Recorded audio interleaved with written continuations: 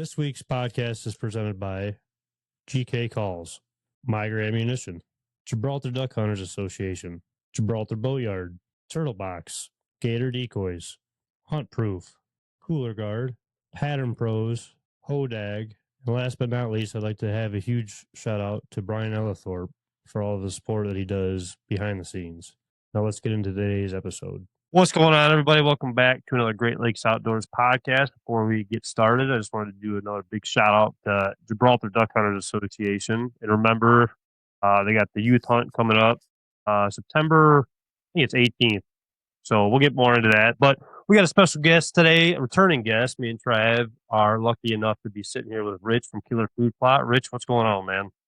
It's a busy time of year, enjoying the heat like always, and everybody else is. So I don't know about enjoying so much, but yeah, it's been pretty nasty out there. We get a break, we get the 90 degrees, and then it drops back down. And now this week's going to be a scorcher, so I'm not going to be doing a lot of work this week. Yeah, exactly.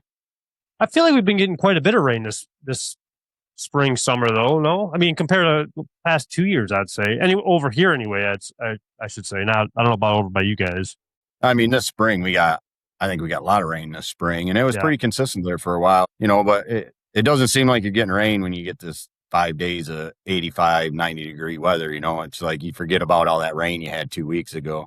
I mean, I think we've had a pretty fair amount of rain for the summer. I mean, heck, man, 4th of July, what they used to say, if, corn needs to be knee high by the 4th of July, and shoot, that stuff was 6 foot tall out here by my house by the 4th of July. So, I mean, that's an indicator that the growing season hasn't been too bad on people.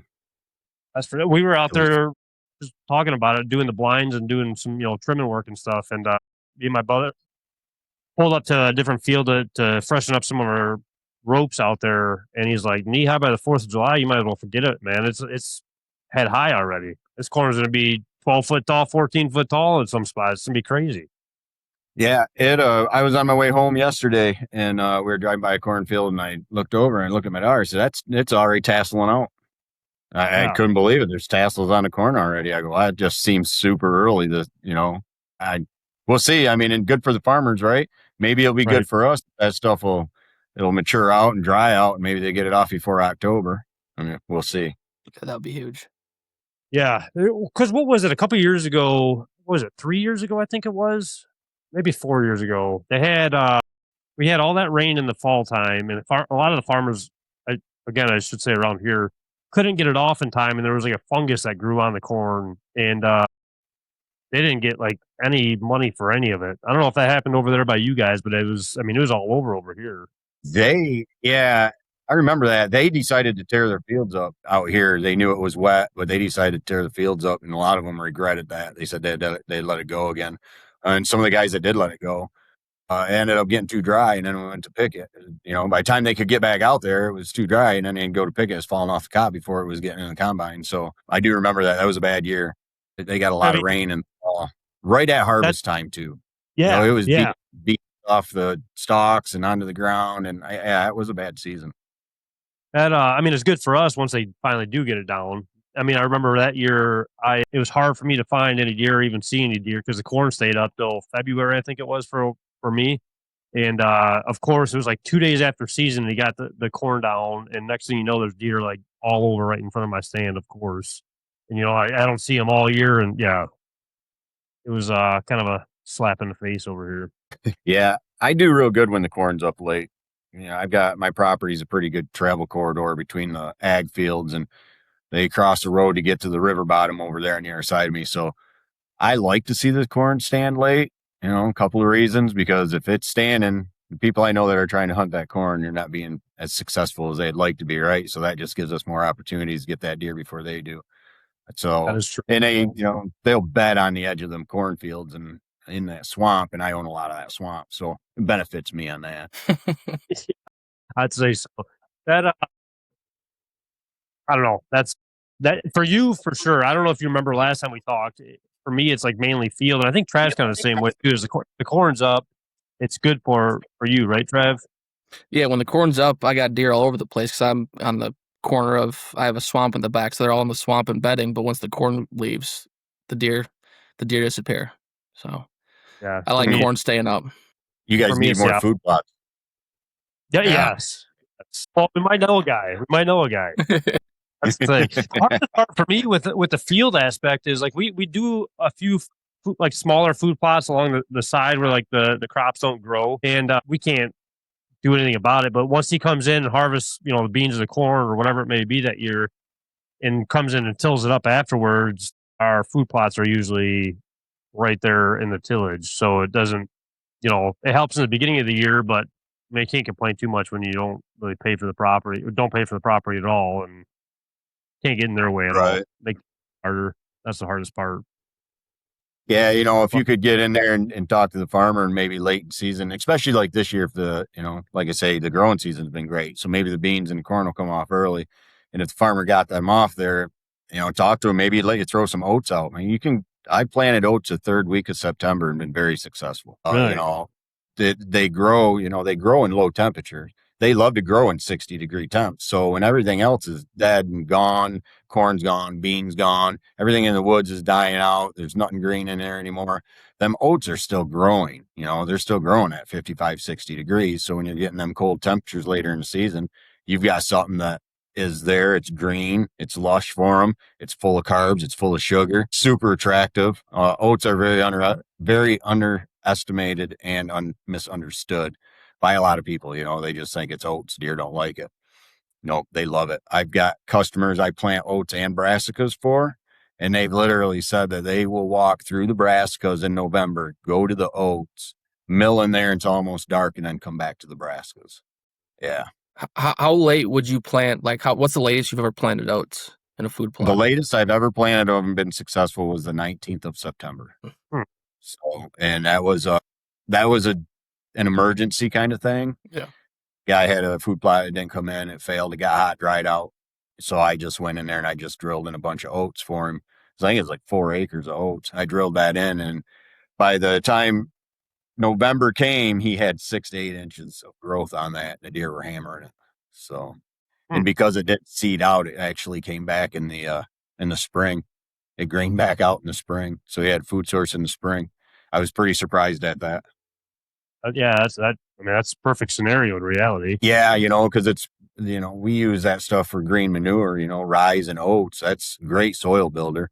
It's great for the soil, and the deer love that stuff. Once it seeds out, they don't really, they're done with it.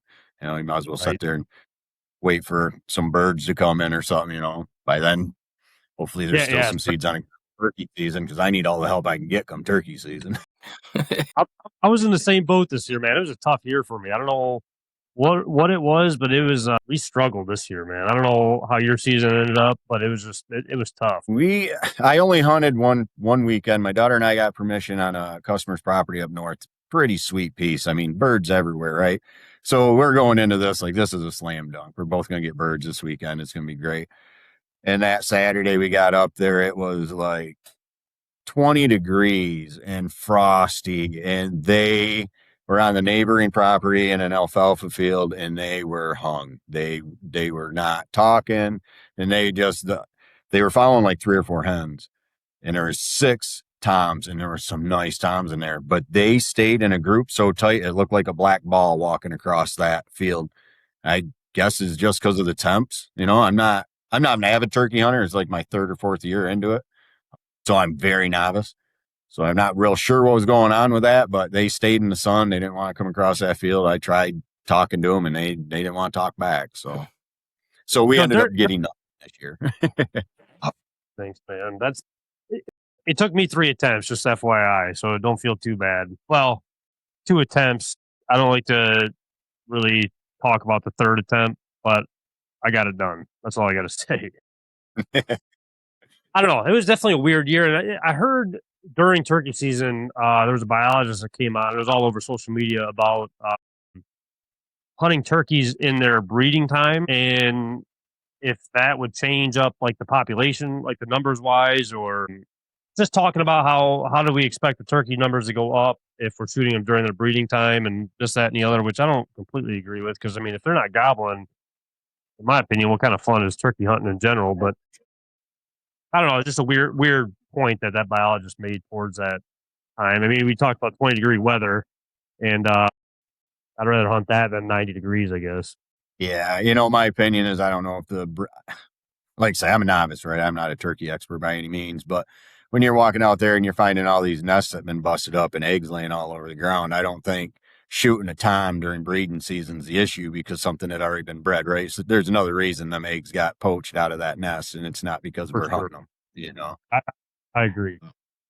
The coon Well, population is just overwhelming down here, around the swamps, and you got coyotes. We used to have tons of pheasants down here years ago. When I was a kid, you could walk out in this back field behind my house and kick up a half a dozen pheasants almost any given day. And I've heard one pheasant in the last 3 years out here. Didn't even see it, just heard it. So, I mean, it's hard. I was talking to a guy about that too. I asked for permission on a piece that I've had for a little while, and I don't think we've ever even turkey hunted it before, but kind of one of those things where maybe they show up and maybe they don't, but if they do, I'm glad I have it at that time. And old timer, and he was talking about all the pheasants that they used to see out there as well. And I don't know if it's, I guess, what's your opinion? I don't know if it's like the tree lines that people are cutting out, or like the hedgerows that people are cutting out, or is it like the spray you think, or I mean, do you think it's more of a predator thing? I think it's a combination. I mean, you start taking them fence rows out. I hate that. That's disheartening to see that. I mean, I get it. Farmer wants 7 more rows of corn because that's their money. But the habitat that lives in those tree rows, so it may only be 10 foot wide, but it's amazing what'll live in that tree row, what can hide in there, and predation.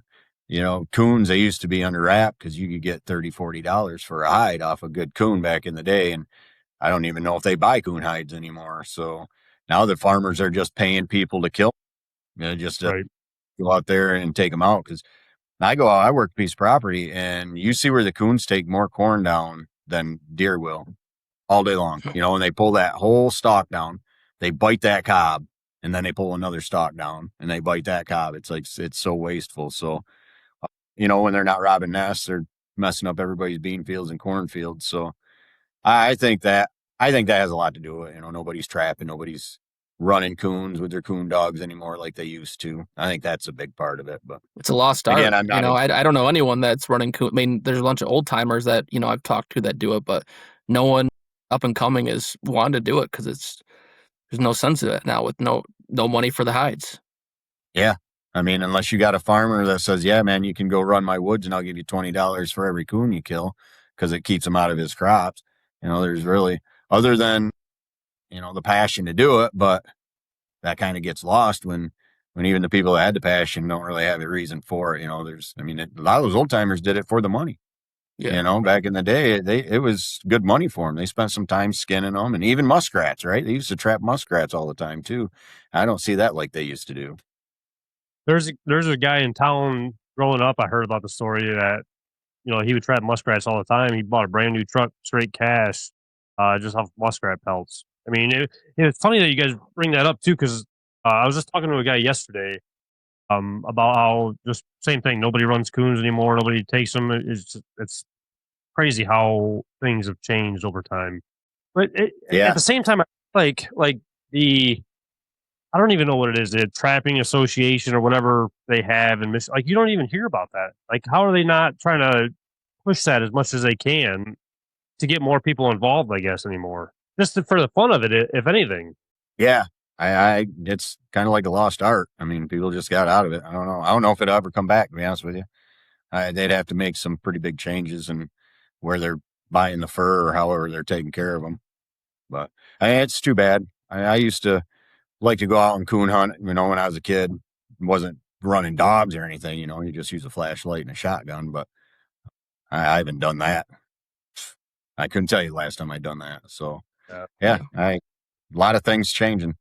Well, again, like Trav said too, we appreciate you taking the time. We know you're busy this time of year, and we talked about it the other day. Where why don't we get Rich back on? Just talk about fruit plots that time of year. I know he's going to be busy, but hopefully we can get maybe an hour or whatever from him, and just kind of pick your brain about this time of year and kind of what people should be doing to the property, or what you're doing on day to day right now. What kind of work is getting done on some of these properties? I mean, are you guys planting already, or what's going on? I'm trying not to plant right now. I will work some dirt. This is a perfect opportunity for me right now. If I have a piece of property that it may be fallow ground, it hasn't been worked in a very long time, or even ever. Those are good grounds you want to try and kill off, maybe even work and kill off again, right? You want to do it a couple of times. So like today, I had an opportunity on a piece of property like that, it's close, so I can go and kill it off. I can turn that dirt. I can let all the weeds grow in this heat that we're going to have in the next week, because that's when all these warm weather weeds want to just flourish. And I can let them come out of the ground. I can go back and spray that again here in another week or two and then just drill through it. So those are the kind of things I'm doing. I won't probably really start planting again now until, well, logistically, if I'm around here, I won't start planting again until about the last week of July. I do have some jobs up north farther, and their growing season's a little shorter. So I can get up there, third week of July, end of the second week, and I can start working some dirt if I've sprayed it off already. But I got you. August is usually the last week of July through August is going to be ramp up time. So out of all their properties, how many have you planted like your food plots for like a springtime plot or like an early summer plot for those, those greens during the summertime? Do you do that much, or you kind of try to wait till that August, late July growing period? Oh, no, I was planting in the middle of May, right? I probably already put 40 acres in for spring, early summer plots. There's several properties that I manage, and I've been managing for 6-7 years, and if not longer. They go in, and I mean you're talking 24 acres, and I'll do that in the spring and go back and do it in the fall. We'll do a bunch of spring, just some I can terminate, whether it's buckwheat. I'll do my climatized mix. It's got beans in it. It's got the buckwheat in it. So all those things can be terminated later on, early fall, we'll say, in that August time in Nebraska. So you can just roll that stuff over and terminate it. If it's not full of weeds, roll it over, it breaks it, it's terminated. You don't have to spray it, and you can just drill right through it. So it's really convenient. But, I did a lot of beans and a lot of corn for people this year. I don't do that very often, but they wanted to get it done. So I did, and it worked out really well. I was a little nervous because my Genesis it doesn't drop it per seed, I mean, like a corn seeder or a bean seeder, they've got the discs in there and it drops a seed every so many inches. The Genesis is a sweet piece of equipment, but it's a tumble drop. It drops it into the disc and it, sows it into the ground. But it's clumpy. It's not beautiful. It's not like a farmer's field, but I like that anyway. The deer feel a little safer in there. It's not just perfect rows. So it turned out real well. I'm real happy with the way it's turning out. And it was knee high by 4th of July. So I got the ground in time. So that's good then. That's good. I seen you were having a little bit of some issues, weren't you, with some equipment? Oh yeah. I worked a new piece of property. It was over by Birch Run, and new pieces of property always get you a nice surprise. And I don't know, it's an old cattle farm, so I picked up some cattle fencing, and I didn't know it was there. I don't know how long it was on there, and I bet there's 300 yards of that stuff wrapped up in my tiller. So if you've ever tried cutting that stuff, the tensile strength on that cattle fence is it's phenomenal. You got to have the wire cutters, the real strong ones. So yeah, I ended up wrapping that all up and cut it off. Well, it was on there so long, it wore through the shaft of my tiller. So I couldn't use that tiller anymore. I was like 100 yards left, right? I had 100 yards of one pass left was all I had to do. And I found all this wire on there, got into the bearing, tore the bearing out of it. And so God. Yeah, and I lost a bearing on my trailer that weekend too. So it was I ended up going back and forth to Birch Run a couple times to get trailer equipment, and it was a mess. We got her done though. Got it planted.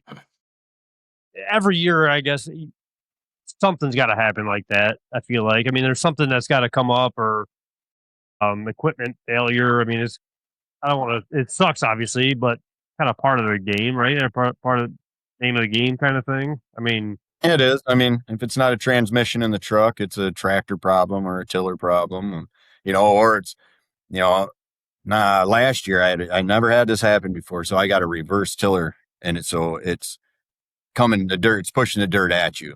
Never worked this field before. And I rolled this rock out of the ground that was so large that it wedged in between my tiller and my tractor, and I couldn't back over it and I couldn't pull forward over it. So I had to disconnect my tiller, drive around, pick the tiller up with the bucket, chain it on there, get it out of the way, dig this rock out the rest of the way out of the ground, and it busted 3 rows of tines right out of the center of that tiller when that happened.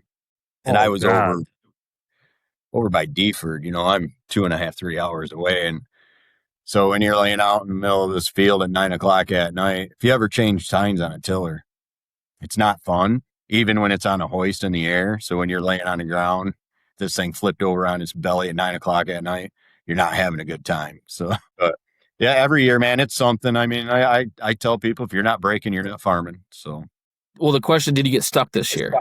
No, I didn't get stuck this year. Yeah. Okay. All right. Yeah, that was a good point.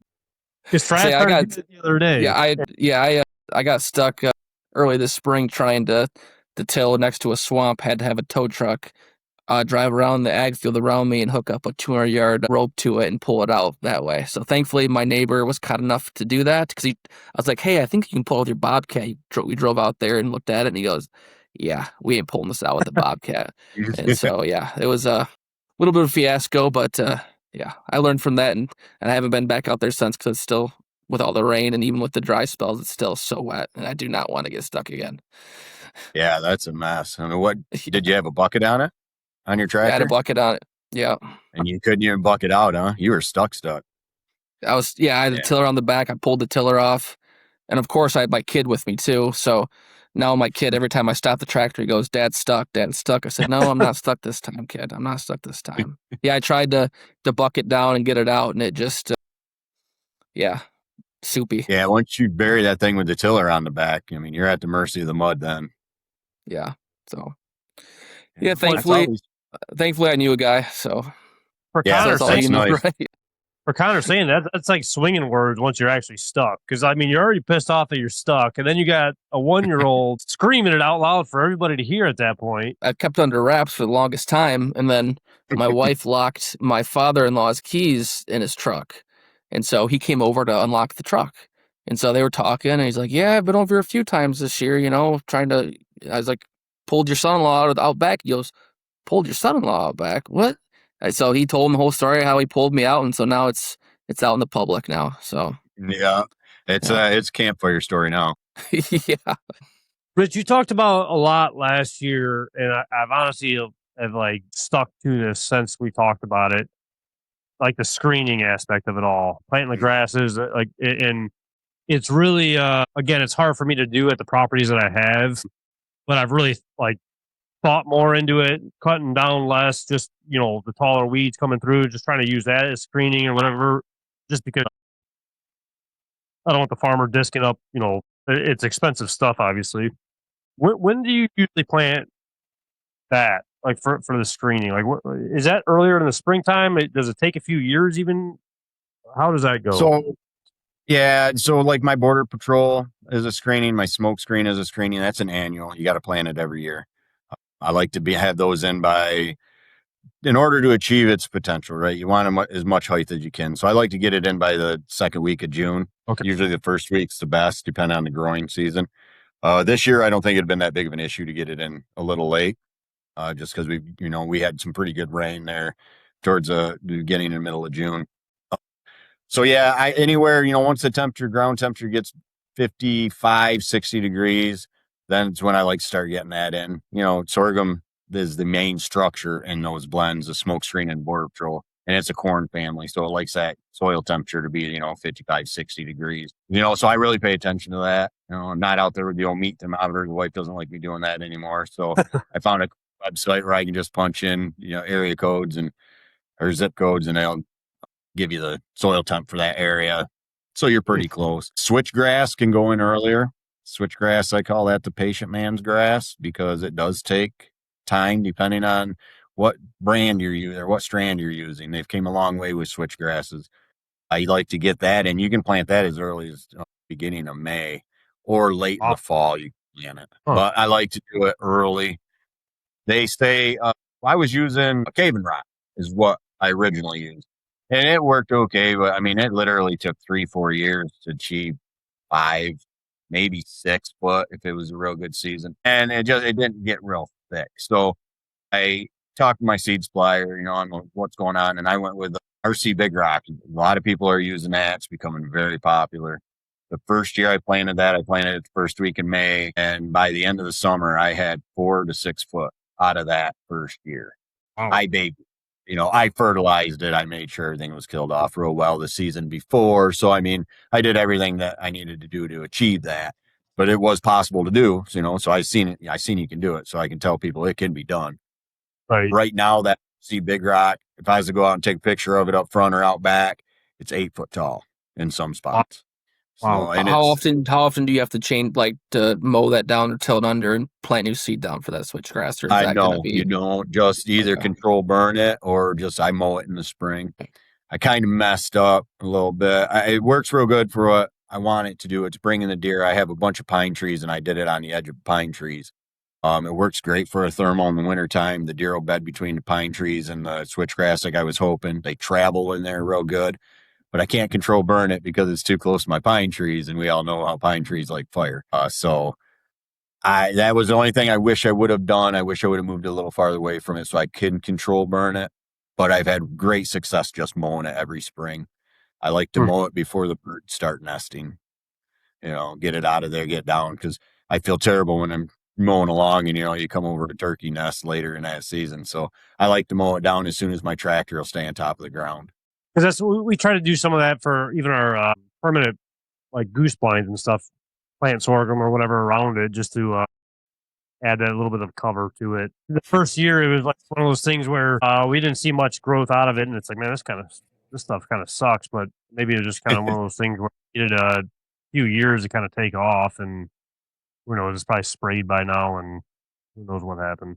Well, sorghum's an annual, so you got to plant it every year. So, the switchgrass isn't. The switchgrass will actually, keep growing and it'll extend out and out if you don't control it.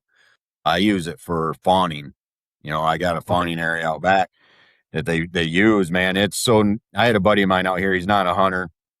He used to hunt. We're sitting on deck having a beer and there's deer running around. Something spooked the deer and that deer took right off to the switchgrass, man. As soon as he got that switchgrass, he's like, that deer just completely disappeared. And it was a full grown, it was a 2.5-year-old doe. It was a big doe. And he's like, you can't even see that switchgrass move.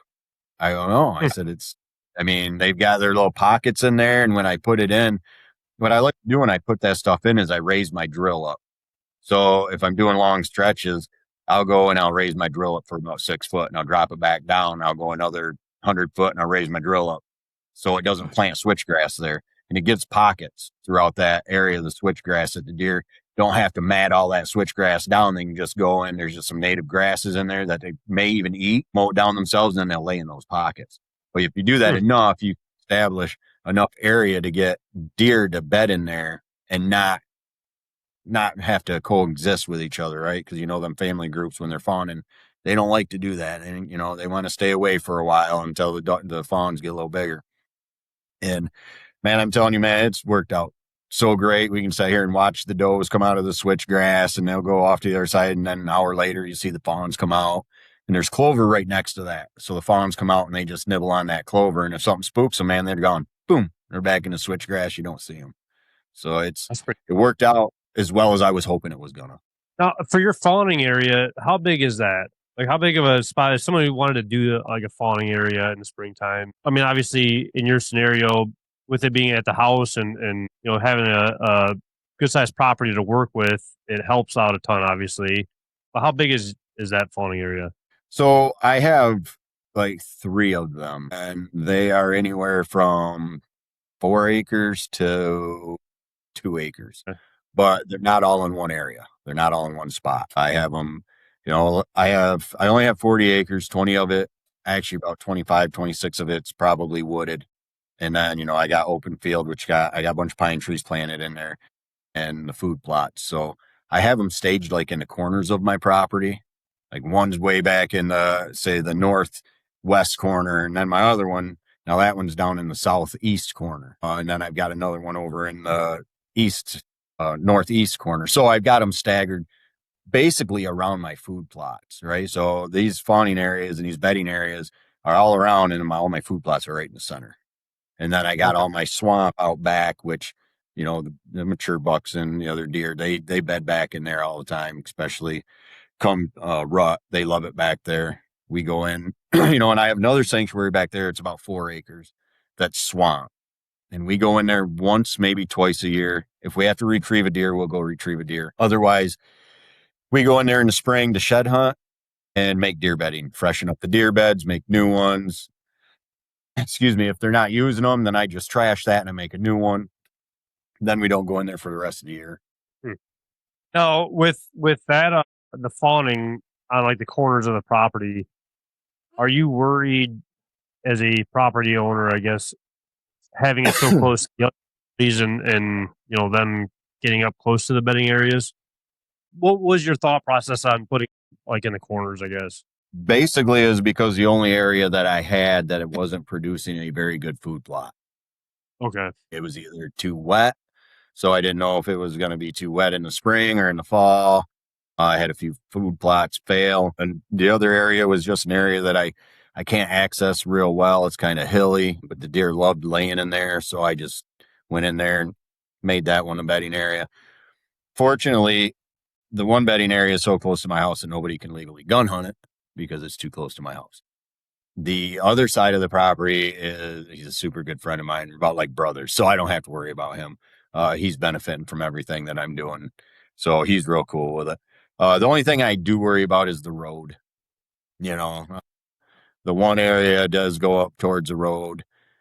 So I try to keep the food as far in as I can to keep them so they'll bed there, but you can never keep them out of the road. I mean, we got pines on both sides of the road now, and it's just a perfect travel corridor to get back and forth from that river I had mentioned earlier on the other side of the road. So, but I'm not real worried about the neighbors. I got a pretty good rapport with most of my neighbors. So, I mean, we know what the expectations are. I had one neighbor to the west of me. We had a conversation last year. They put a blind right on the property line, 20 yards off my pole barn. Oh, and man. I had issues, and I told him, I says, listen, I got people walking in and out of them pines because my mom and dad live across the street. My mom still hunts. So she walks all the time across the road and walks down them pines. And I told the guy, says, if you pull the trigger out of that window, because there's a deer walking on that edge, I said, you're shooting right down my lane. And you don't know if anyone's coming down there, But the guy was super cool about it, He's like, hey, we'll just take that window. We'll eliminate that window right out of that blind if you don't mind. Because, I told him, because he's like, well, you can't do anything. I go, oh, yeah, I can. I said, I make it where you can't gun hunt out of that blind. Pretty simple, Nothing with a bow, But I said, it's one phone call, pal, and you're not using that during gun season. And he didn't realize it. Can of gas. Yeah, right. And it's amazing, this gentleman he's a retired gentleman, and he had never heard of the safety zone around buildings. He's been hunting his whole life and never heard that. I'm like, really? I guess there's people out there, maybe he's hunted farmland where he's never had an issue with that, where he's, 400 yards from anybody. But I thought that was kind of strange. A gentleman of his age, hunting as many years as he has, had no idea that was a thing.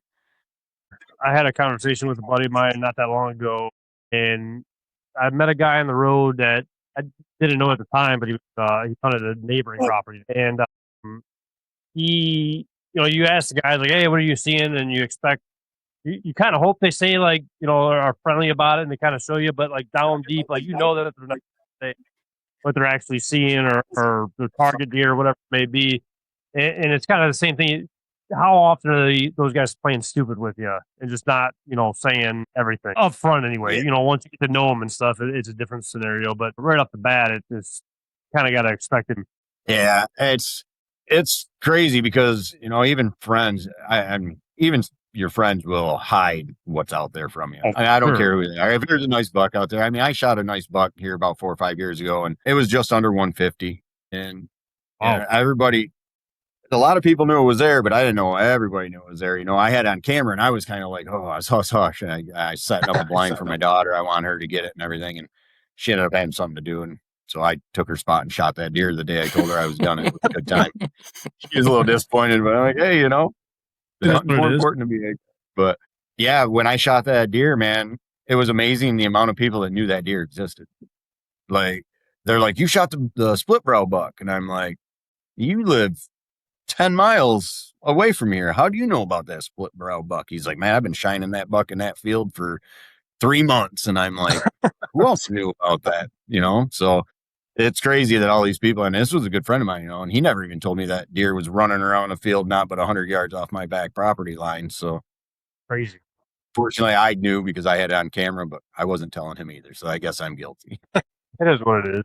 It is what it is. That happened at my parents' place about 5 or 6 years ago when my dad shot a monster one. Not a monster, but a nice one. And like everyone knew about it, but no one was saying anything, right? Like all the neighbors, like they said, shining trail cameras had them, and then they come out of the woodwork and like yeah, we knew that buck was there. We knew that we've seen that buck before, but no one's saying anything. It's just funny how in the deer hunting community, like it seems like a lot of us are pretty friendly, but when it comes to when you got a big buck, everyone's keeps it pretty lockstep, Yeah. It's the walking morel mushroom, right? Nobody lets you know where they're finding the morels either. So everyone's got their little secrets when it comes to that.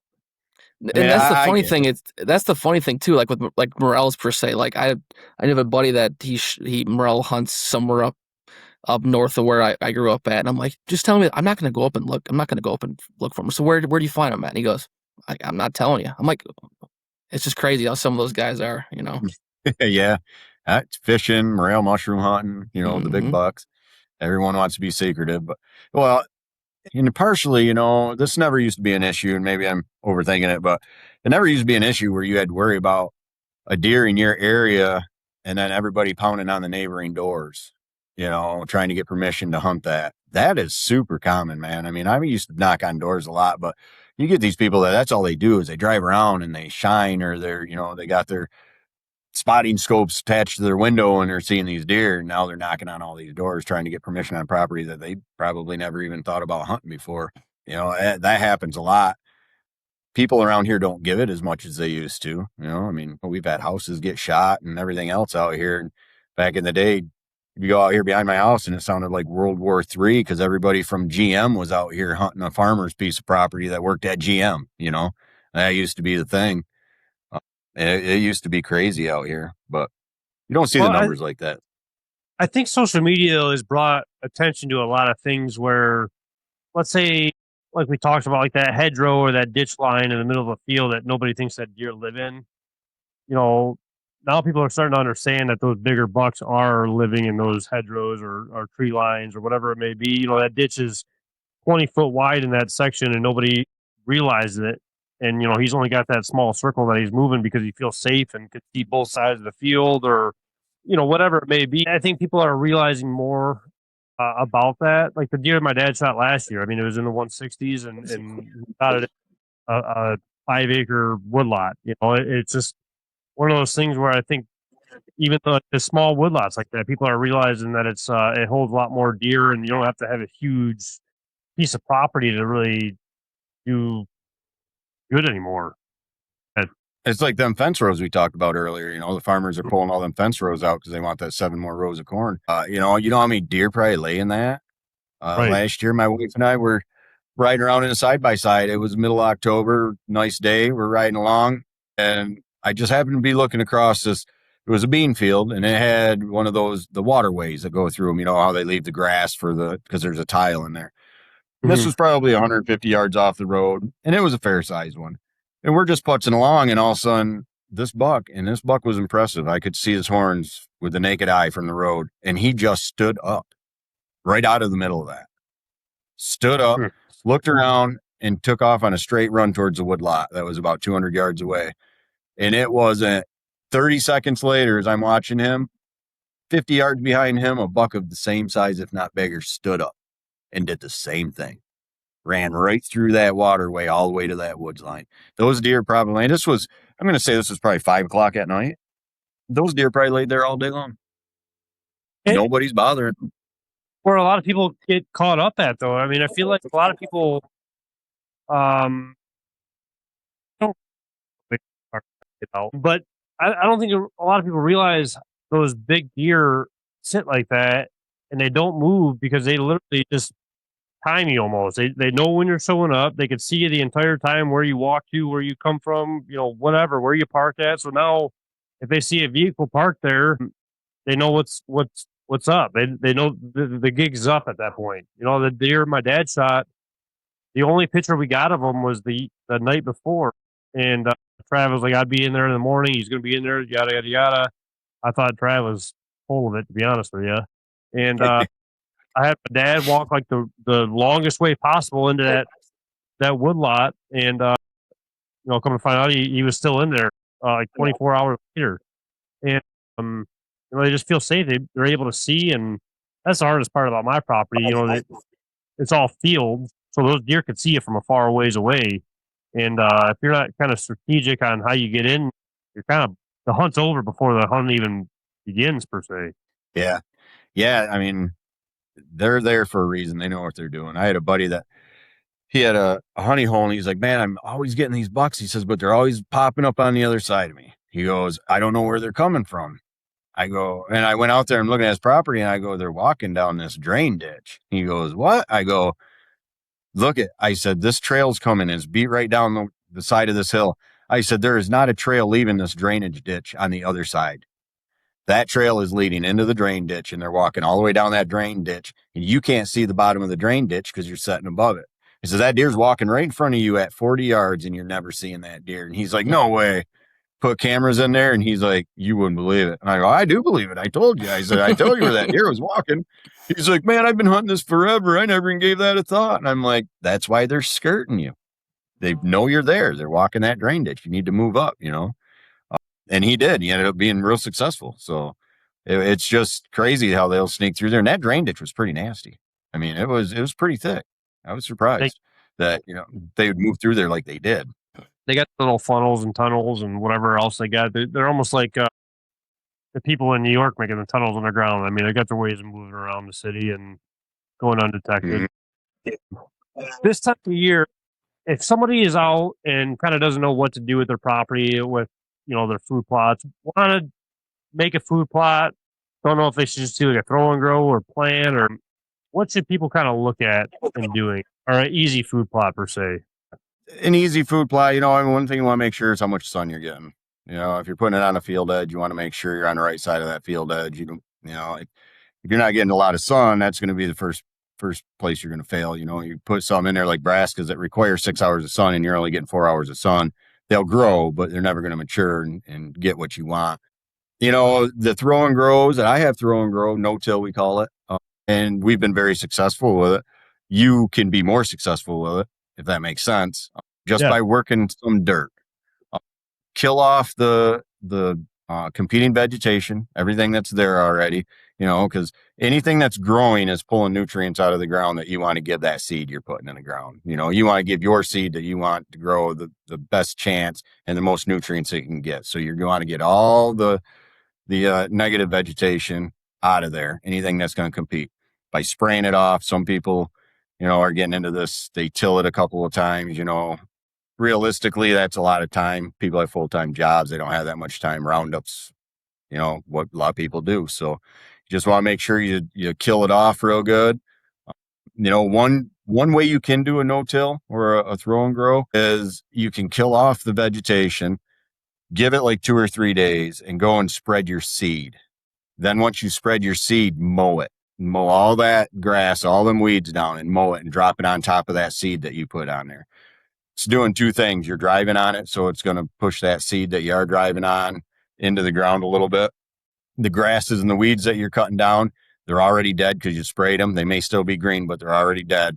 They're going to lay on top of that seed, which is going to hold the moisture at the ground, at the seed, and it's going to help it germinate. It's going to keep the birds off it. It's going to keep anything that could see the seed. You can be real successful doing it that way, just by mowing on top of it and having that layer of grass over top. Almost like a straw. That's probably, yeah, basically. And that's all you're doing. So when it rains, it holds that moisture. And as that's decaying, it's just more nutrients for the ground, right? It's just going in there and gives it more organic matter. That's a real easy way to do it. Clovers are real easy to do. You can not frost seed, but you can throw broadcast clovers down on the ground in the fall. Say you're doing something, you got a spot that you worked, maybe you killed it. You can put that clover down in the fall, just pack it into the dirt and you should be fine. Won't produce you much, but it'll be a good spring plot. And then all you got to do is spray and maintain. But any kind of work you can do to disturb the dirt so that seed can make soil to seed contact, you're going to have better germination. And that's why I say if you were going to just do the mow method, you want to make sure you spread that seed down before you mow, before you knock as much of it down. You want it to be standing so the seed can fall into the ground. And then when you mow it, anything that got caught will help put it down there too. Those are some of the easiest food plots to establish. You can do those in the woods, like our deep woods. That'll grow in 2 hours of sunlight to full sunlight. Our crop duster will grow in 2 hours of sunlight to full sunlight. If you have trails in the woods, our lethal winter oats will grow in filtered sunlight. That stuff's growing on the floorboard of my truck by the end of the season every year. It's just, I mean, it's phenomenal. That stuff's great. It'll grow on cement if you get a little wet. Wow. So I like to put that on field edges and into trails to where you don't have, sun all the time. It's just coming through the trees a little bit. You can be real successful with that. Again, they grow later in the season, gives the deer something that they don't have. No, I mean, I'm honestly gonna have to get some because me and my dad were just talking about it, and that sounds right up our alley. Honestly, I'm gonna have to grab some for sure. Yeah, my statement for our lethal winter oats is we call them winter lethal oats, but you can plant them anytime. The reason we call them winter lethal oats is because most oats will die and they look like a shriveled up worm when they get frosted or snow on top of them. You can shovel the snow off our oats and they're green. And the deer will do the same thing. They'll shovel the snow right off and just pound them. I tell people when failure is not an option, put in lethal winter oats. They grow anywhere. Sand. I planted them in sand that was so bad that I couldn't pull my seed drill through because it would bury my tractor. So I just ended up broadcasting it on there and ran it over with a chain drag, the harrow drag, the harrow drag. Ran it over that. I had great success. We keep doing that, and now we're actually getting dirt on that sand, right? It's starting to hold organic matter. It's starting to hold moisture a little better, and the deer just keep pounding it every fall. So it's a win-win. A pretty, successful feeling, and just kind of seeing the growth over properties that you've done for a couple years, per se. Yeah, the key is, and I'm guilty of this, is you don't turn the sand.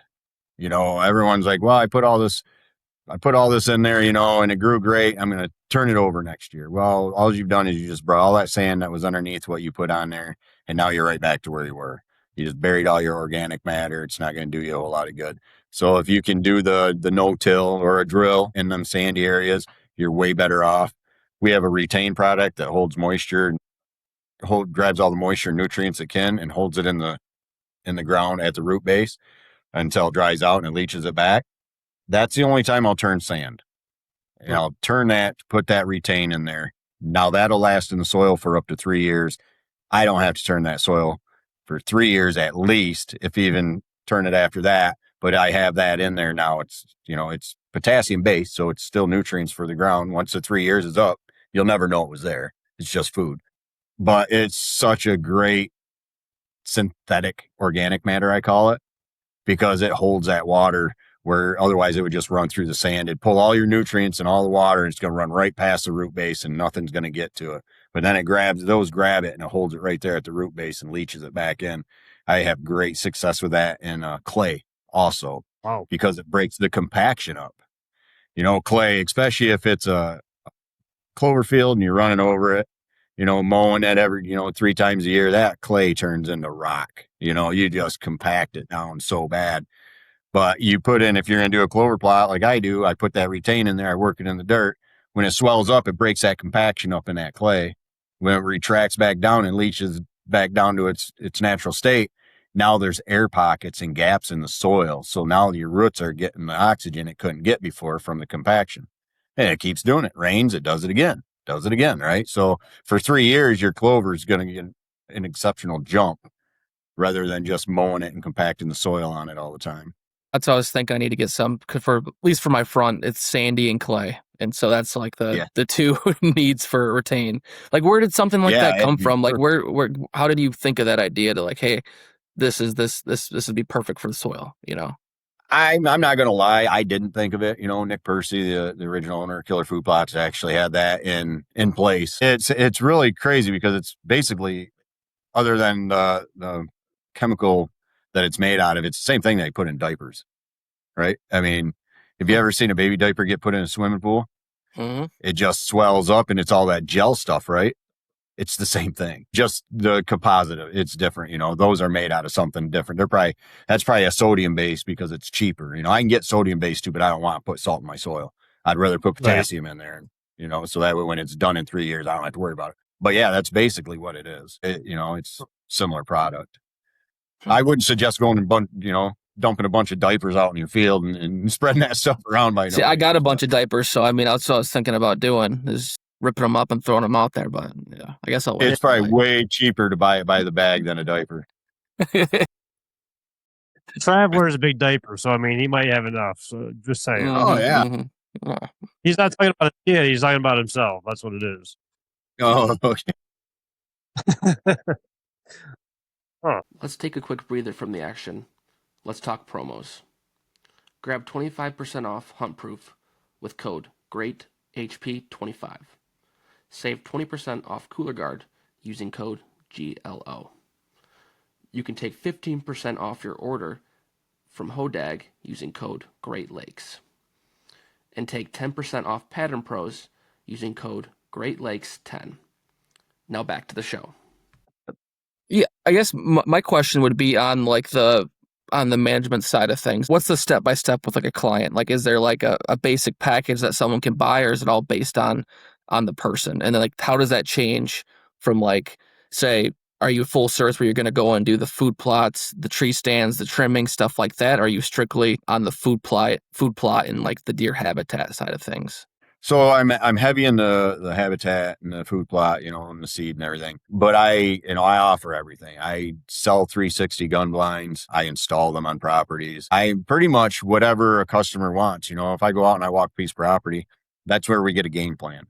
What are your plans? Are you, looking for immediate gratification right now? Is this going to be long term? Because there's different ways to go at it. Long term, if they want me to just come in and get them started, there's a lot of guys that just want me to educate them. And I love that. That's great. Because they're like, well, do you mind if I tag along? Heck no, man. You sit on the fender of my tractor if you want to.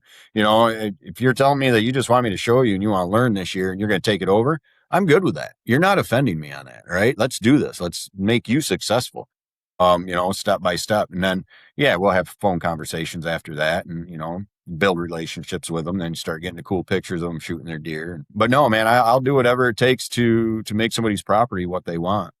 I manage a fair sized piece of property over by Lake Michigan, and that guy's super cool. He's just like, do your thing, and so he doesn't want to take the chance of messing it up. Some people don't realize that if you take brassicas, you really shouldn't plant them in the same field for more than 2 years in a row because it can start giving the toxicity. I can't say the word, but you know what I mean. Toxic in the soil. It starts getting bad for the dirt. So you want to rotate something in there, oats, or even make it a clover field or something. So, I'll go in and I'll educate people on that.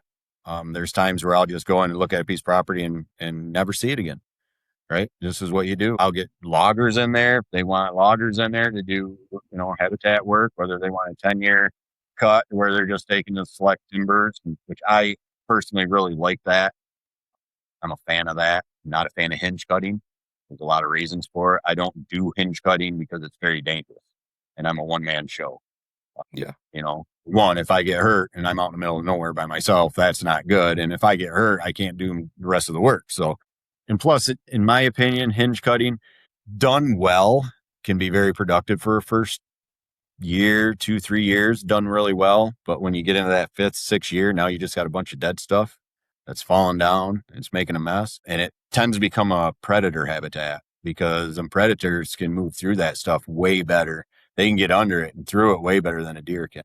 So it will actually become more of a nuisance for the deer to go in there and more of a danger than it is any good after, anywhere from 3 to 7 years, depending on how well it was done. So I stay away from the hinge cut. I will get people in touch with people that will hinge cut if they want to. I mean, it's their property. They can do what they want with it, but that's just something I don't offer. I guess, have you had a client where you're like, you go in, you take a look at it, this is what they want to do, and you're like, I can't do that. I don't feel comfortable doing that kind of stuff. Is that just more on the hinge cutting side of things, or is there anything else? Like, for example, an example of like a client that you're like, hey, just can't do this, Yeah, there has been some things, there's some timber work that I won't do. Most of the time, what I run into with customers is it's not really that I can't do it. It's just that this is what they want. But when we get there, let's be real about it. You want brassicas in this field this year, but it's sand. Let's talk about planting something in that sand this year, maybe next year, and working towards them brassicas. Work towards that goal instead of putting something in there that is going to struggle possibly to grow, and then nobody's happy. So I get more of that, more of a what they want to do to what we should do. But you know what? It's their property. If they decide that they want me to do that, and I can safely do whatever they want, I'll do it. But I give them my suggestion. I'll never tell somebody what they have to do on their property. All I can do is go on there and explain what I would do. But, a lot of the people that I deal with that have me on their property, they're so open. That's why I'm there, right? A lot of these guys are like, I really don't know. I want to learn. I want to know. Very seldom do I get a guy that you walk on their property and, when they're done, he looks at me and goes, "You're full of shit." It's just, it's not that common. A lot of people are really laid back, and education's a big thing right now, man. A lot of people want to learn. Some people just want it done. Don't get me wrong. I love those guys, and they come on my property, just get it done, take care of it. But other people, they want to learn and want to learn how to do it right. And eventually they'll take it over. I've had customers that have done that. And then 2 years later, they're like, "Hey man, I'm not a farmer. Hey, I enjoy mowing or whatever, I'll do that. Yeah. But I don't want to do this anymore." So, then I go back and I start working it. That's happened a couple of times, but no, I mean, there's not a whole lot I won't do for a customer to help habitat, and like I say, anything that's safe and ethical, I'll do what I can to help them be successful. Do you have an expectation, I guess, with the food plots per se, where you're like, hey, like I did this, and this, it's not growing, like, let me come back in, maybe charge diesel or whatever, and then redo the food plot? Or is that something where you're like, hey, I put it in right now, and, if it doesn't grow, it's going to be like, you got to leave it, or you got to pay me to come back and do it? Like, I don't know how that process works. So that's a fine line, and that's where you really got to know the person you're working with, their character. Yeah. Because we've had issues where, this didn't come in, it didn't grow, you need to come back and do this and blah, blah, blah. I understand when they're upset, so I'll go back to the property. Well, you get there and the deer have completely stomped everything into the ground, what they didn't eat. I mean, there's just so many tracks, or it was a drought, anything, something like that. Now, if I go back to a property, and I have done this, and I go back to a property and I feel that it was something that I may have failed on, or maybe I could have done better, then yes, for that customer, it's a site by site kind of thing and job by job kind of thing. But yes, I would be like, okay, I feel that this should have been better and it's on me. So you pay for the materials, so I'm not out that cost, and I'll give you all my time and labor, and I will make this right. Not in every scenario is that way. Maybe it got flooded out. I mean, I can't, if someone's property gets flooded out, there's nothing I can do. Mother Nature's my worst enemy. But will I go back in there and charge them the full amount to do it again? I personally can't do that, even though it wasn't my fault. They're still going to get charged, right? But maybe instead of paying a full workup at $1,400 an acre, now I can just drill it at $300 an acre, and save them that amount of money because the dirt work has already been done. And, I like to use liquid fertilizers a lot. I probably use liquid fertilizers more now than I ever have, more now than I do pelletized. So easy, so convenient, and it's instant gratification for the plant. I mean, as soon as it hits it, it's eaten, right? It's not waiting for it to break down, come in contact with the dirt, neutralizing that particle of dirt and moving to the next one. You spray it on the dirt, it's getting all over the dirt, it's getting all over the vegetation. And then when it rains, it just makes it better. So that's one of the big changes in the food plot industry is liquid fertilizers are really taking hold. It's convenient, right? So I can spray 24 acres by having 10 boxes of 2.5 gallon jugs in the back of my truck or I can go do that 24 acres and I got 11,000 pounds of pelletized fertilizer I got to handle bag by bag. Cutting right? bags open, putting them in the, yep. I did that last year. It was 11,000 pounds of fertilizer I spread in one afternoon on a property, bag by bag. I touched every bag twice. Oh my God. It was, and that's when I started really looking into these liquids, and I'm like, this is just the way to go. A sprayer takes up way less room, I mean, it's just the advancing technologies. Like our soil defender that's sitting behind me here, that's a 1055, but that's got humic acid, fulvic acids. It actually works the dirt. So when you spray it on the dirt, it's actually waking up all them bacteria and the microbes and enzymes that are there doing nothing, just dormant because they're trapped. It actually wakes them up and starts making them work. And then the dirt's working for you because there's so much trapped nutrients in soil that people don't understand. And that soil defender liquid will actually help release that and get it ready and available for the plant. I spray it right on my clover. People say they're nuts. You can't put nitrogen on clover. It's 10.55. When you look at my clover field and tell me I can't put nitrogen on my clover, it works different. It's not like I'm putting urea on it. It's the components in it work differently than just putting down a pelletized fertilizer. Is there a next step to all of this? Do you think there's another, make it even easier for guys that are creating food plots or the farmers? What do you think is the next big thing that's going to be out there to help everybody out? Drones. Well, yeah. Drones are the next big thing. I got a customer I did work for last year, and this dude went 2 feet deep into this drone thing. He's got at least 2 huge drones. He can spray, he can seed, he's got thermal, so he can do population, fly around, look at population of the deer, so he can see. Yeah, and he does. So he's got his drone will actually fly over and tell you the level of nutrients in your soil to an extent. Like it'll give you shades of color. Like this is green, this soil is good, this is red, this is yellow. I mean, insane what they're doing with drones, right? That's insane. I never even heard of that. I didn't either, man. He sent me a picture. He's like, hey, check this out. And I'm like, what are you showing me? I said, that's a weird thermal. I said, that thermal looks weird. He goes, no, man, it's showing you the health of the soil. He goes, green is healthy, and then it goes yellow, then it goes red. And I worked the dirt the year before that he was showing me, and I knew exactly where the yellow and the red was because it was all sand.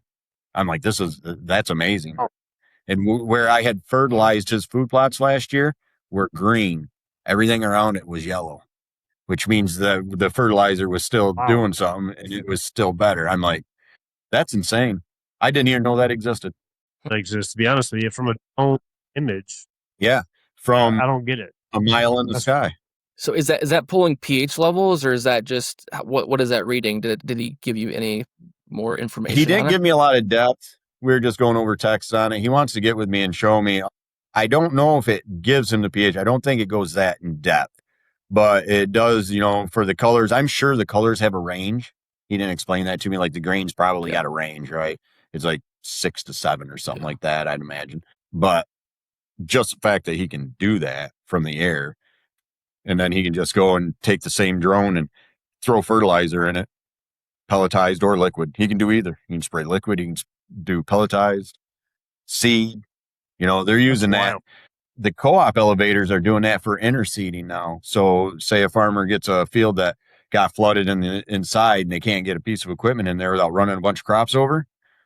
Now the elevator, like our co-op elevator out here, they go out there with this big trailer and a big platform, and he stands on top of the platform, gets his drone out, and he goes in there and seeds it. Doesn't have to touch one crop that's living. Yeah. Wow. It's crazy what even just the hunting world has come to, per se. With all that technology that's coming into it, something like a sport that's been old school kind of mentality of it all, and how much technology is actually going into it. It's crazy to me to think about. Well, I don't like it a lot. Like, I'm not a big fan of the thermals. I think thermals are great for coyote hunting. Don't get me wrong. I don't want to be that guy, right? I mean, predator hunting, yeah, it's great. But I like to do squirrel hunts. We do a lot of squirrel hunts around, local places do these things. I got back into that a few years ago, man. For some reason, I just enjoy squirrel hunting. It's a good time. But then you're standing there and these guys that are winning all the time, they're out there using thermals.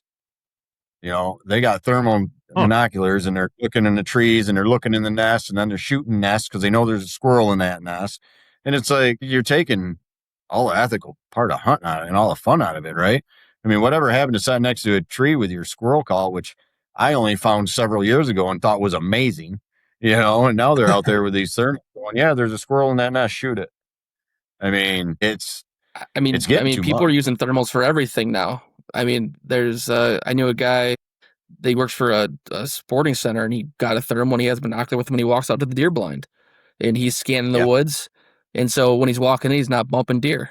And he was telling me that couple opening, he shot his buck and he binoculared in there to see if where it went, and he had someone else with him. He's like, "Oh shit, there's another deer in there."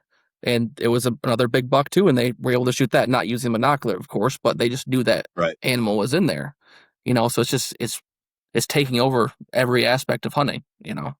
Well, it goes back to a conversation, Trav, where we talked about like the trail cameras, for example. Like if they're going to go away with the trail cameras over time, because how many states are going away from it? I mean, how far are people going to let technology take over the hunting world or the fishing world with live imaging and whatever it may be? I mean, how far is too far? They're taking and they're making it easy. They're making it a poacher sport. I hate to say that, right? Because you can put a thermal on a crossbow now. So, I mean, how much more of a lethal nighttime hunt can you have with a thermal on a crossbow? I mean, and they got these crossbows shooting 100 yards, which I don't agree with anyway. I mean, it's cool to do it right at a target. I wouldn't want to do it at a deer. Now they're kind of loud for that, but it's just the technology is just, it's making it easy for the people that don't want to do it right.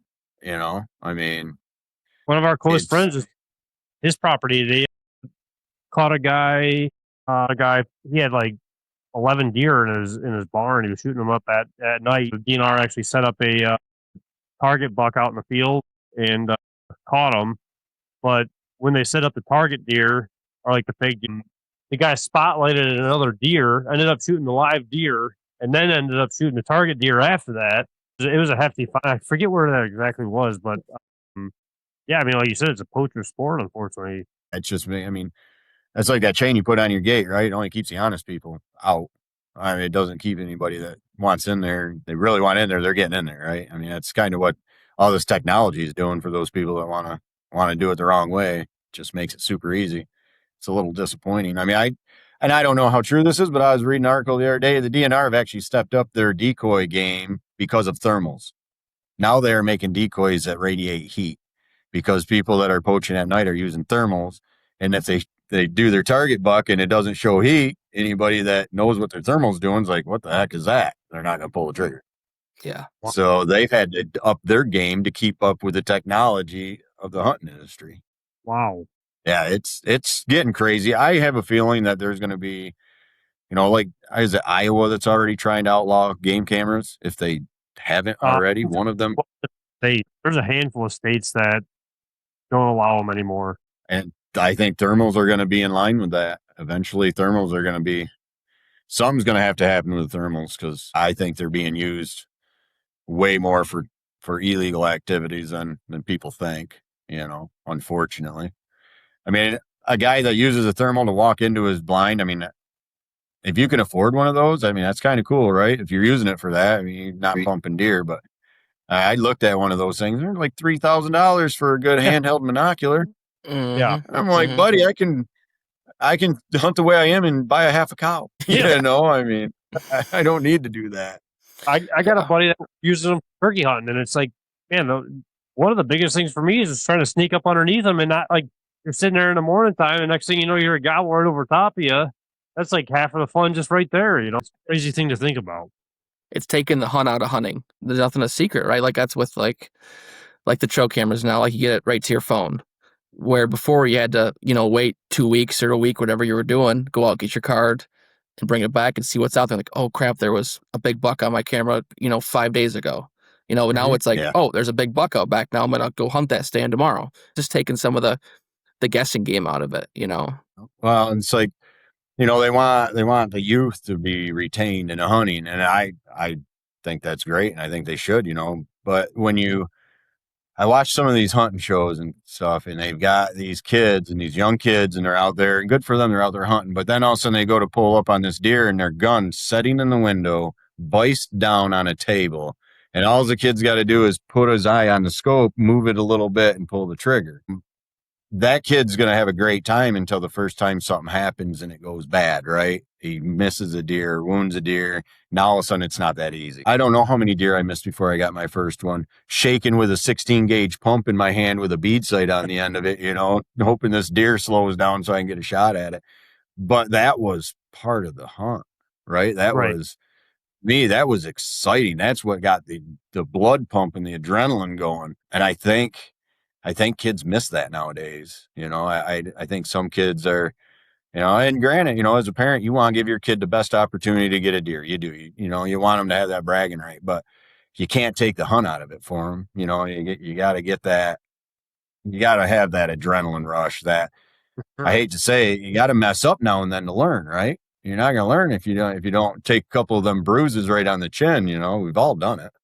My first deer, it's going to sound unreal and crazy. It was a 20 gauge gun, and I had to take 7 shots at that deer until I finally dropped that thing. I don't know how that deer didn't know what was going on after the third or fourth shot, but I mean it was legit 7 shots it took to get that deer. I got a couple of questions to ask you before we wrap it all up. Michigan's going through a lot of restructure per se with the deer hunting, and last year we had doe only youth season, but it was done I don't know, 2 weeks it went back to normal. How do you feel about doe only youth seasons instead of going after these bucks, having these kids sit in these windows and just pulling the trigger, not doing too much work? What's your thought on that? When the youth hunt first started, I watched my good buddy of mine's son go out, and it was pretty exciting. He went out 10 minutes, shot a buck, a nice buck. Wasn't for your first buck, right? It was a very nice buck. The next year, he didn't have that much luck, and I don't know if he's hunted but a handful of times since then, right? Because it was just so easy that first deer. He walked out there and he just shot it. I like the youth hunt to a point, but I don't agree with shooting bucks. Let them shoot a doe. My daughter, her first deer was a doe. She was excited, just as excited with that doe as she was with her biggest buck. Get them out there, let them learn. To take them big bucks out of the herd that early, my thought was, why not put the youth hunting just before gun season, right? I mean, if they're going to lead gun season the way they are, and you're going to have rut, why don't you let the youth hunt go out with a gun for 2 days just before that? Let the bow hunters get all that, because a lot of the bow hunters like me, I like October, depending on the property I'm hunting, October 19th till, opening day, basically, is when I like to bow hunt. That's key time. But for that youth hunt, I struggle with that, right? That's such a touchy subject because some people will be like, oh, you just don't want kids to kill a big buck and rah, rah, rah. And I just don't want the kid's dad to kill that big buck. I mean, let dad go out there and shoot a doe with their kid during youth hunt if they want to, I guess. But give them the opportunity to hunt early. Absolutely. You want more doe shot, make them shoot a doe during a youth hunt. I mean, that's one way to get it done. If you really want to get your kid into hunting, you're not going to not let them shoot a doe, right? I mean, that's my opinion. A kid with a mentee tag could hunt at 5 years old, right? And they're going out and shooting these monster bucks with that. When I started, it was you could shoot a buck in the youth hunt with a bow at 10 years old, then with a gun at 12. Would that mentality you think change if that mentee tag went away, or they shortened the youth hunt? Because I mean, I think it's from when you can pull the trigger till 15 years old, I think it is. So that's potentially 11 years of the youth hunt, if the dad gets him out there early enough, if that shortened up to 10 to 12 or something like that, because I mean, once you get into 13, 14, 15, do you really need the youth hunt? It's just, I don't know. For me, I feel like it's one of those things where I would rather have those guys, those kids get used to just hunting and not trophy hunting per se, because if they do shoot a monster at 6 years old, like you said, your buddy's kid was just kind of done after his first deer. If they get used to the does and they know at an early age that the does are okay, obviously to hunt, it might keep those kids around longer and not spoil them so young. I I like the idea. I guess I never thought of that idea of bringing the age back to, like you say, 10, 12. I would be 100% for that right now, especially because you can use any gun you want in Michigan, anywhere, right? Not a fan of that law. No. You know, we have so much farmland over here. They give such a false sense of nobody's going to be looking beyond their target, especially a 5 or 6 year old kid. You know, you're giving them a 243 because it doesn't kick, and you put them in this farm field, and that 243 can shoot all the way across the farm field, and the kid sees a deer at 100 yards. You know, I mean, who's to say that young kid's looking at anything beyond that deer? I mean, sure, there are some. I mean, some people will, show their kids the right way, but I just don't feel like there's enough of that to just allow these young kids to go out there with any rifle they want. 223s are going to be, ARs are going to be all over the woods. Because people are going to just want that repeater, right? And I'm not a fan of that. 223 is not a great caliber for a deer. I don't think it'll kill them, but I think you should use a bigger caliber than that. But you watch, it's going to happen. I really hope not. But I hope there's not any more fatalities this year with that, I don't know. There's a reason they didn't have it down here for so many years. I don't know why they had to change it.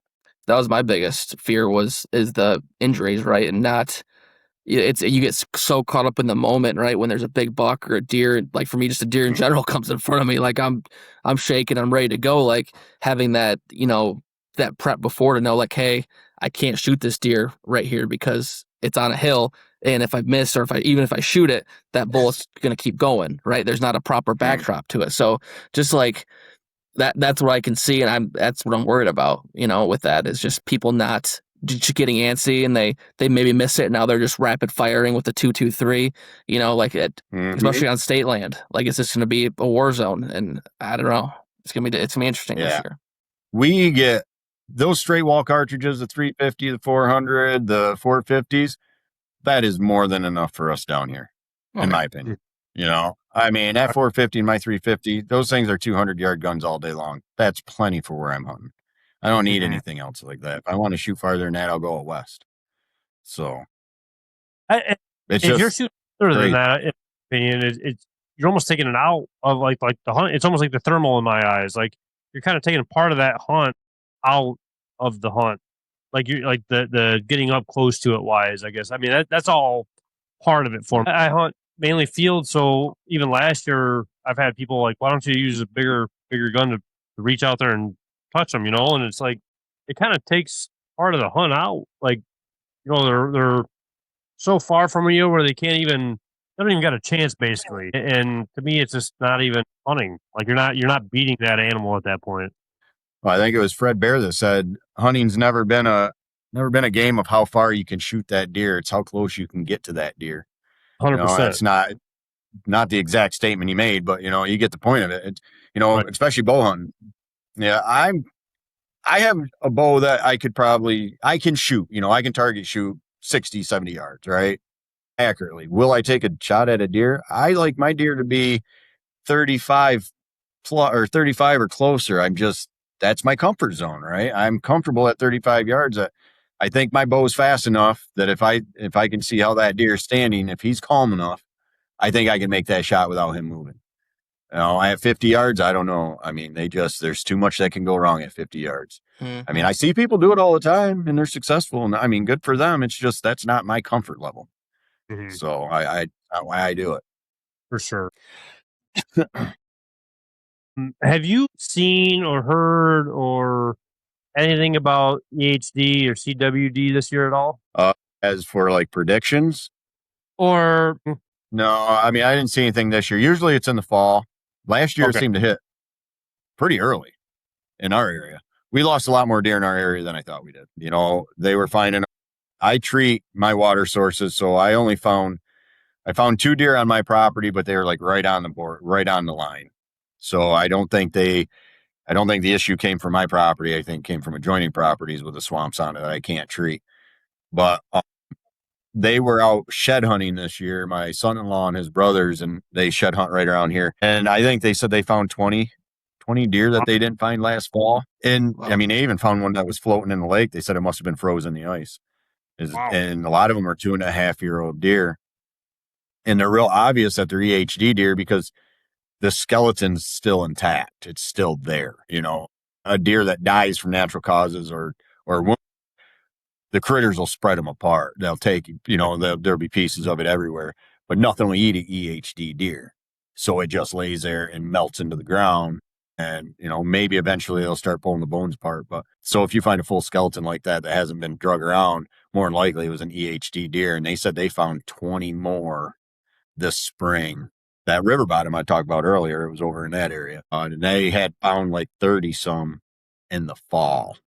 So it was a little harder than I was hoping and what I thought here in this area, but it seems to be so hit and miss, right? I mean, it's Battle Creek 2 years ago got devastated.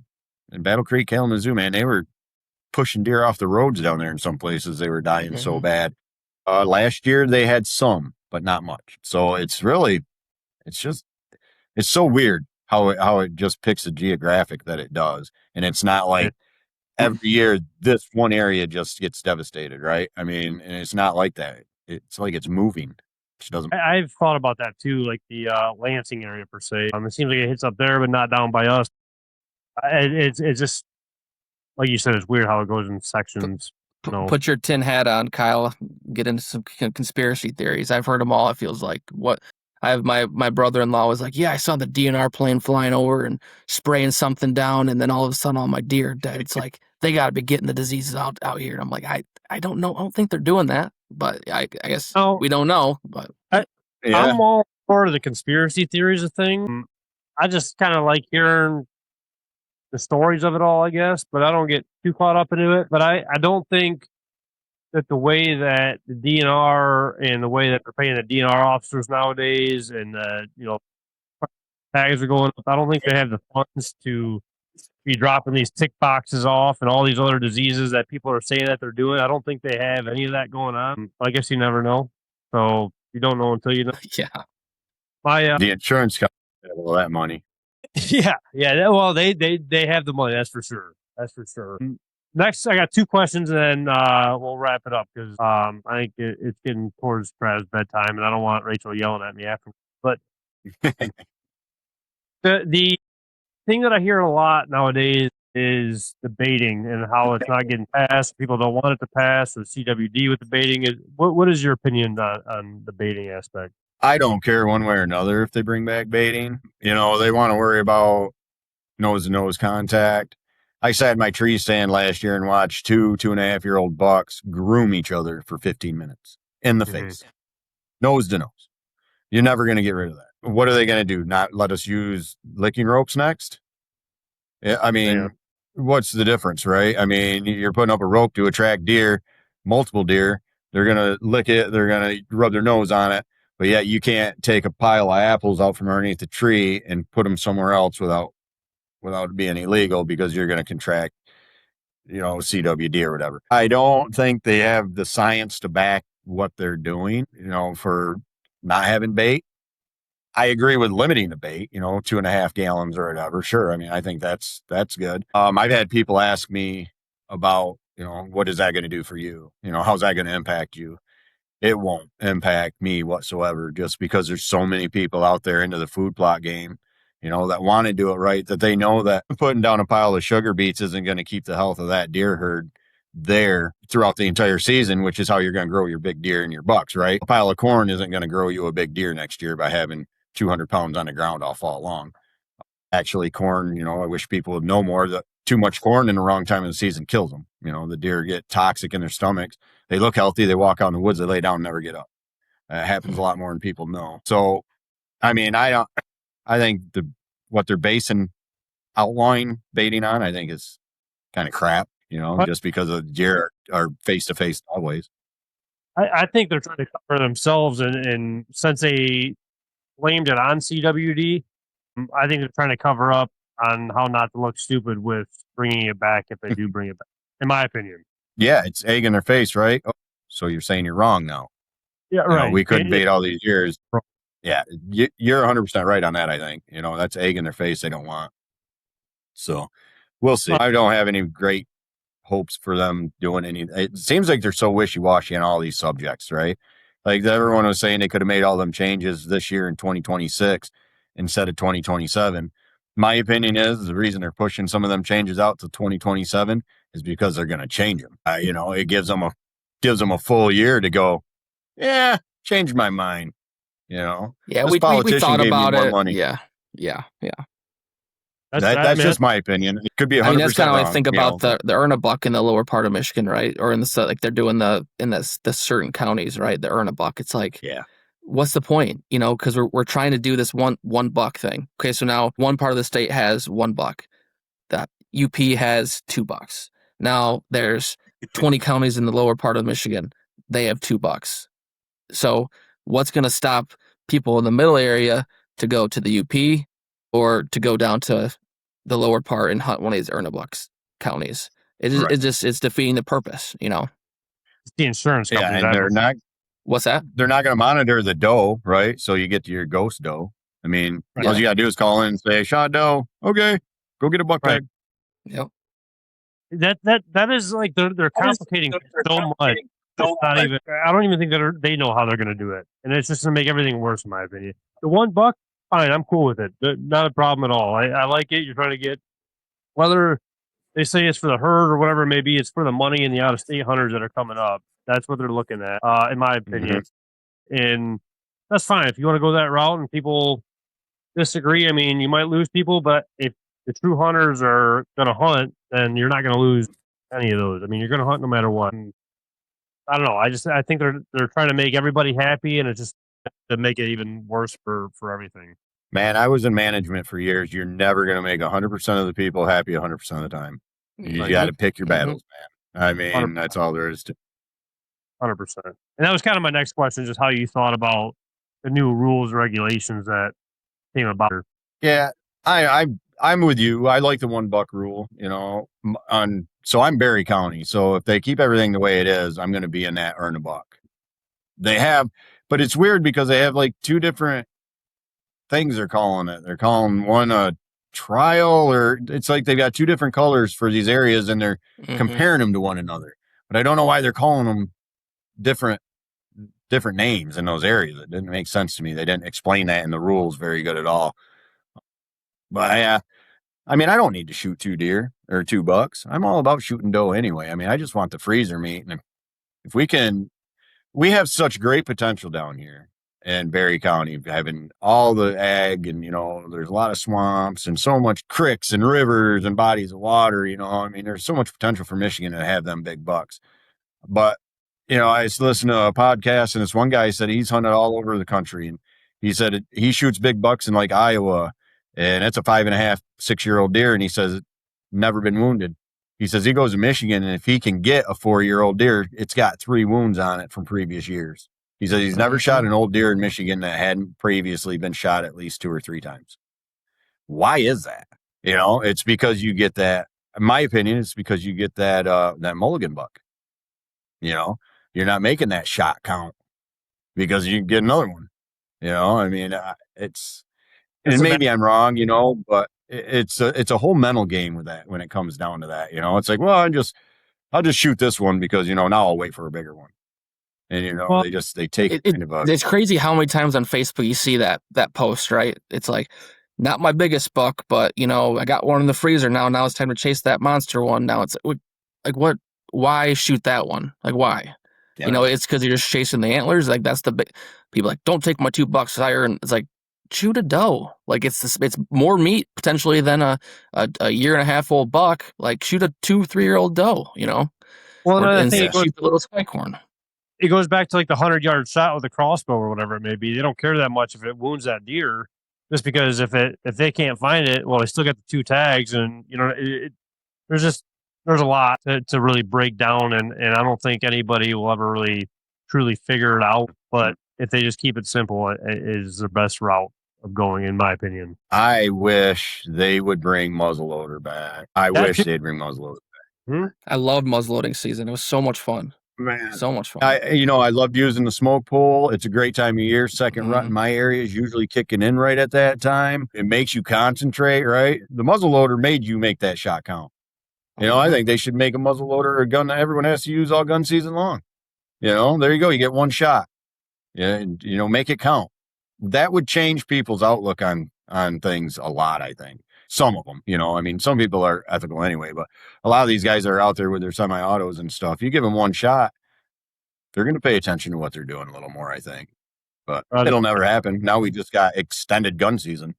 Depends on our hospital, whatever it may be. But I don't know. There's a lot of change, a lot of stuff going on. All in all, Ridge, I appreciate you coming on, spending the time. Sorry for keeping you this long. Man. I mean, I feel like we can keep on going on and on about just the new rules, regulations, and just I have so many questions myself about food plots. So I mean, expect a text from me within the next couple of days. And I appreciate you taking the time out of your busy schedule and jumping on with us. Yeah, man. Well, I appreciate you guys getting a hold of me and asking me. I enjoy doing this thing. Like you say, I could sit here and talk hunting and fishing and rules and everything for hours and hours and hours. So. Yeah, that's for sure. Well, where can people find you at? Where can they get a hold of you? Where can they ask you a bunch of questions and pull up your phone and all that good stuff? Yeah, man. I mean, Rich at killerfoodplots.com. That's my email. That's the easiest way. My phone, 616-215-2052. When I'm on a tractor, I usually will let it go to voicemail. If I shut my phone off every time it rang, I'd probably put a starter on my tractor once a week. So I usually let the voicemail build up and I try to get back to people as soon as I can, either when I'm on lunch break or get done for the day. So, and our website, killerfoodplots.com, man, all our products are on there. Bunch of cool videos on there. Anybody got questions, give me a call. I get a lot of phone calls. A lot of people just calling, hey, bought your seed. I was just wondering. And that's cool. I mean, it keeps me busy, but that's cool. I appreciate people reaching out. Customer service is lacking in a lot of areas around the world anymore, so I like to try and be that guy and do it as best I can, help out people as much as I can. So that's awesome. Well, again, I appreciate a ton you jumping on, man, and it was good to catch up with you. And if everybody listening hasn't tuned into the first one, make sure they do. We kind of break down more on, I don't know, just the startup of Rich and Killer Food Plot and how we got acquainted with the previous owner, how we got it all started and everything. So make sure you tune into that one, and I guess we'll see everybody next week on the next podcast.